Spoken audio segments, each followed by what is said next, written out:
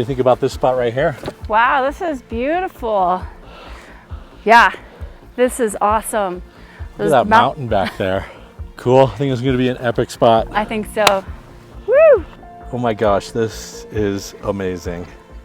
This is one of my favorite spots that we ever been to. I agree.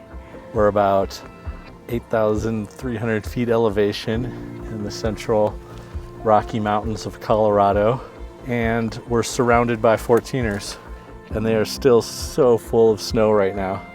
Cheers. Cheers. To another camping trip in the Rocky Mountains. Chips, cheese, salsa, and wine at above 8,000 feet. It doesn't get much better than this. Everywhere you look, there's an amazing view.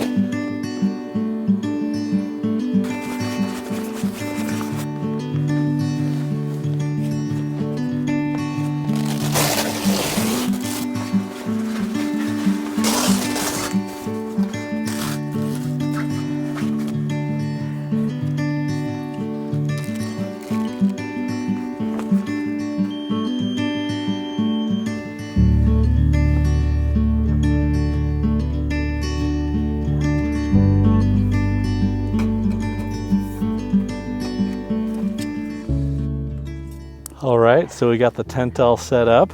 Yes. Got the carpet in there and the cot and the mattress. We're gonna have some potato burritos. Awesome. Yeah. So rumor has it around these parts that our burritos are ready. Yes. Holy cow. What a home run. I know we probably say it every time, but this is one of the most amazing camping spots I've ever been at. I know.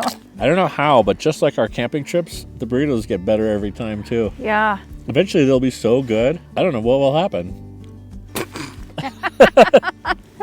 So it was an absolutely insane evening. I could never have imagined what was about to happen. And we'll bring you up to speed tomorrow. Right now we're just gonna go to bed.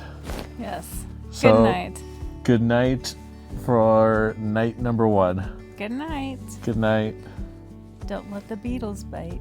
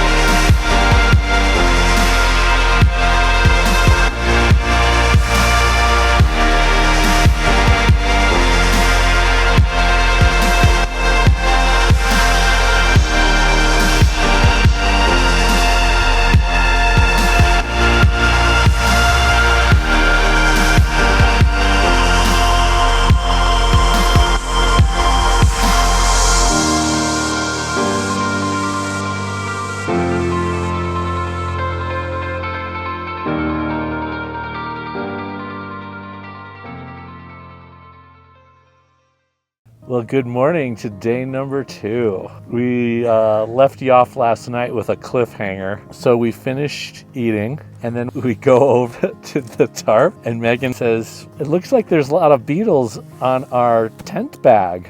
And I look and I see maybe like 3 beetles or so on there. And I'm like, oh, yeah. And then we both start looking around and to our utter horror, there are thousands and thousands of beetles covering all of our gear. And a lot of our gear bags were open and there were hundreds and hundreds of beetles inside each of our gear bags. We've never witnessed that before. Yeah. That was totally crazy. There's these little beetles, but they just came out of nowhere. There were no beetles when we arrived. Nope. And there's no beetles now. There's not a single beetle anywhere where our tarp was or otherwise. But at that point in time at night, all of the beetles just all came out at once from where I have no idea. Maybe they came out from under the ground. So we spent the next hour taking all of our gear out of all of our gear bags, shaking the gear to get all the beetles off, turning the gear bags inside out to get all the beetles out, putting our gear in, zipping it up, making sure there was no beetles on that gear bag with the gear, and then putting that gear bag into the tent, and then repeating for all of our gear. But that was just nightmare number 1 of last night. So, in the process of transporting gear back to the Jeep, why don't you take it from here? Sure. So we're transporting gear back to the Jeep, and I have a bear spray in my pocket. There's a plastic trigger protector that prevents you from accidentally triggering the bear spray. And that trigger protector had come off while that bear spray was in your pocket. Uh-huh. And sure enough, the bear spray triggered in the pocket of your down jacket. Yep. And what happened? How did you know that it happened? Well, because my hand was near there and it just got super wet and I could smell it immediately. So I dropped everything, took off my coat real fast, running away from the bear spray. And then I decide to wipe my nose and my eye. So I had bear spray all over. Which is the absolute worst thing you could possibly imagine doing when you have bear spray on your hands. Yes. So this is counter assault bear spray. So here is the bear spray, and this white piece at the top is the safety. And that comes off, and once that's off, any downward pressure right here, this is the trigger.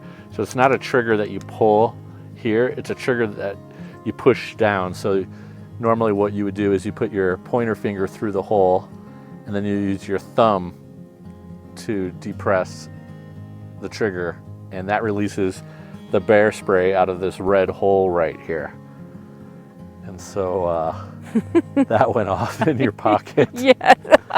It is so crazy because after close to 14 years of camping and hiking and backpacking, we've never had incidents with bear spray.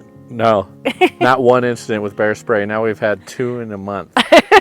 So what are we going to do for breakfast? We're going to do breakfast kebabs. Breakfast kebabs? Yes, this will be a first. Is this like shish kebabs for breakfast? Yes, we're going to attempt to make little pieces of French toast on a kebab with fruit. We have some blackberries. The fruit doesn't go on the kebab though. No, that's just on the side. Fruit's on the side, and on the kebab is French toast. Yes. So real French toast made with eggs and milk. Uh-huh. Or and cinnamon, nutmeg. Oh, well, I guess we'll get the fire going and start making that breakfast. Yeah.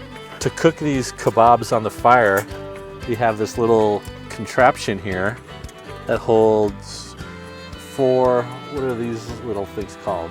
It's just called skewer? A skewer, that's the word. We have 4 skewers that are elevated, and then we can put this right on our fire grate. All right, so now what I'm going to do is going to create the batter for the French toast. And we have whole milk. I'm just gonna pour some in there.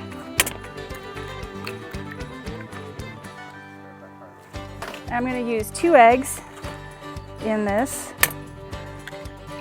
And I'm giving it a good whisk with the fork to mix it all together. We've got a Italian bread baguette, and I think I'm just gonna make them about that size. This is a mixture of cinnamon, nutmeg. I'm just gonna sprinkle that in there, like that.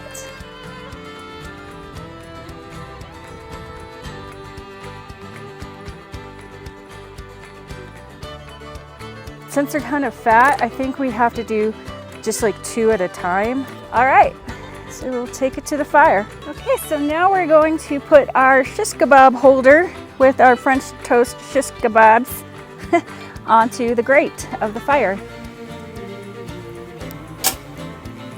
Just like so. All right, so I'm just turning these pretty regularly. All right, so we are going to see how they came out. Okay, getting some fruit too. Berries. Berries, we got blackberries, strawberries, raspberries. Wow, this is exciting. It's always fascinating to try a new meal for the first time. Mm-hmm. Shish kebab French toast. So far it looks really good. Oh yeah. It has a unique flair to it. Mm-hmm. It's like crispy French toast.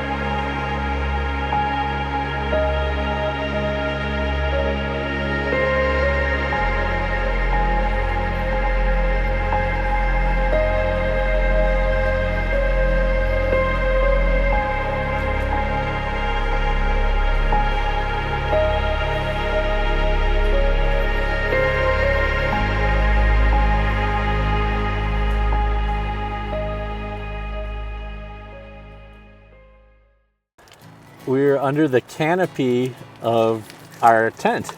Our tent has a built-in canopy in the front of it. And so the reason we're under the canopy is because a thunderstorm has arrived. And the mountains that used to be totally visible are now completely encloaked in snowstorms. So we're gonna do our pizza preparation here under the canopy. Yep. All right, well, cheers. Cheers. To pizza attempt number 5 for the year. Right. I'm gonna start with the red pepper. It's calling my name, saying, chop me first.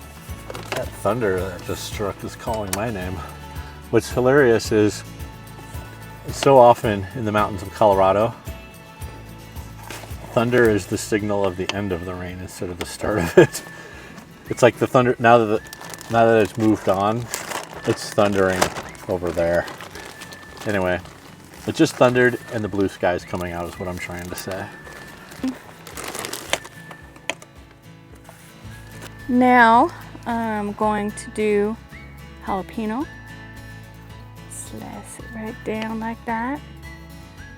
That looks like a crazy skinny anteater. Yeah, he didn't survive that. It totally looks like an anteater. Oh my god. Too bad it's not a beetle eater. Yeah. All right, so now we have the garlic chopped. We have the dough. So I'm gonna try to get this back into a nice ball. So here is our 6-quart cast iron Dutch oven. Here is our package of circular parchment paper. Now inside of our 6-quart Dutch oven, we actually have less than an inch thick amount of sand, and that is so that there's a little bit of an insulation buffer between the bottom of the pizza and the Dutch oven. So now let's see if I did a good job with the parchment paper. Yeah, I think it's the perfect size for our pizza.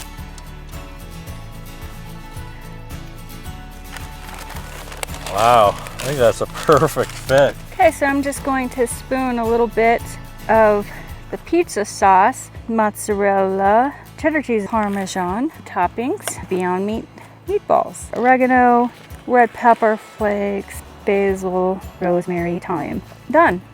Now it's time to put the pizza into the fire.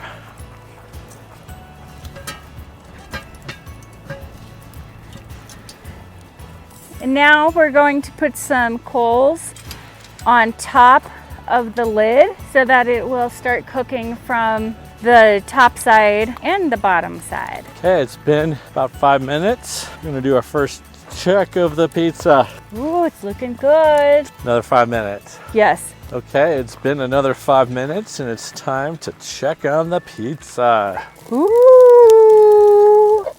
It's always a success when we pull it open and it's not completely blackened to a crisp. Right. Needs to go in just a little bit more. Okay, it's been another 5 minutes. Total of 15, I think. Yeah. Wow. It's looking really good. I think that would be called success. I do.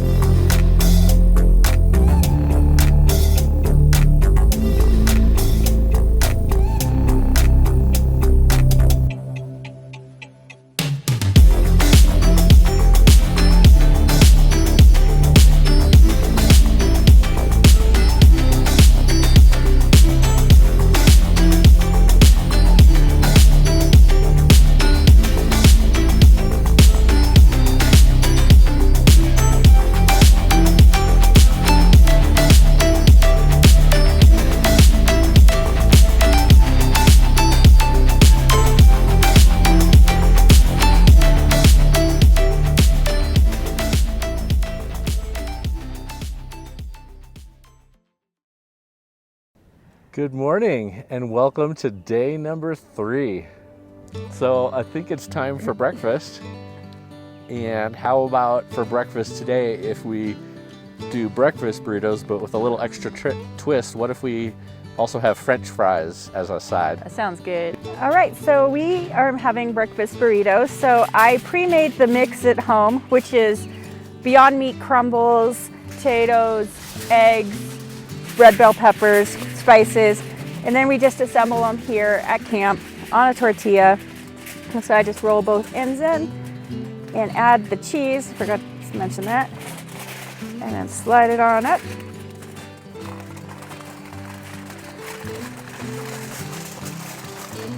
Roll it. And we are going to, this time, try to cook the fries in a foil wrap. And Tom pre-cooked these fries at home. So now I just gotta find a good spot. There goes the fries. Oops, that's not good.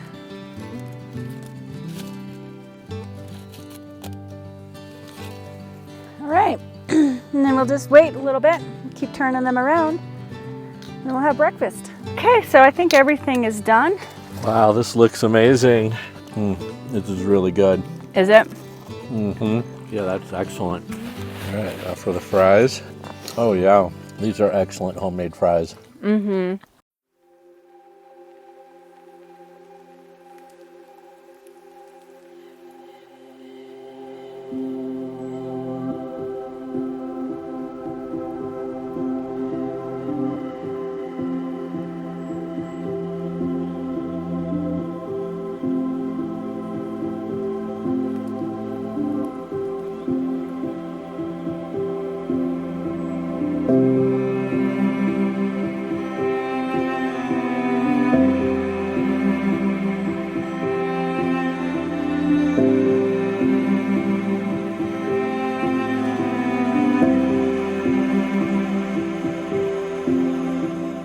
All right, it's that time of the trip that we need to pack everything up. Ready? Yes. Let's do it. Okay, let's do it.